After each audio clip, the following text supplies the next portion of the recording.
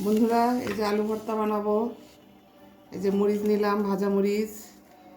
শীতের রাতে রাতে মনে করলাম একটু গরম ভাত ঘি দিয়ে আলু ভর্তা দিয়ে খাবো, সেই ভালো লাগবে। একটু ঝাল ঝাল করে ভর্তা করব, সুন্দর লাগবে খেতে। তোমরাও শীতের রাতে ঘি দিয়ে খাবে, আলু ভর্তা বানায় নিবে। নতুন আলু হলে তো আরও ভালো লাগতো। এটা তো পুরাতন আলু, একটু ঝাল দিলাম, একটু মিষ্টি মিষ্টি লাগে পুরাতন আলু, এই জন্য একটু ঝালটা একটু নিলাম। সরিষার তেল নিব, আমাদের খাঁটি সরিষার তেল এগুলো।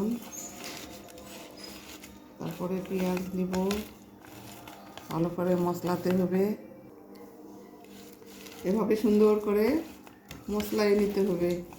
পেঁয়াজ, মরিচ, সরিষার তেল সুন্দর করে মশলায় নিবে। এই যে আলু এরকম করে ভালো করে মধ্যে মধ্যে নিতে হবে। এরকম করে সুন্দর করে ভর্তা বানাতে হবে।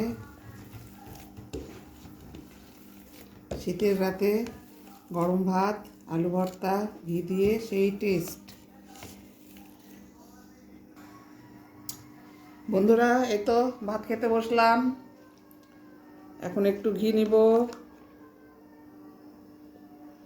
ঘি দিয়ে আলু ভর্তা দিয়ে ভাত খাবো। শীতের রাতে তোমরাও খেয়ে দেখবে। গরম গরম ভাত, দেখো ধোঁয়া উঠছে।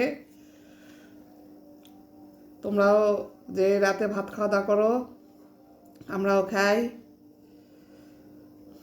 তোমরা আমাকে লাইক, কমেন্ট, সাবস্ক্রাইব করবে। লাইক দিবে, কমেন্ট করবে, সাবস্ক্রাইব করবে। অনেক আশা নিয়ে এই প্ল্যাটফর্মে আসছি।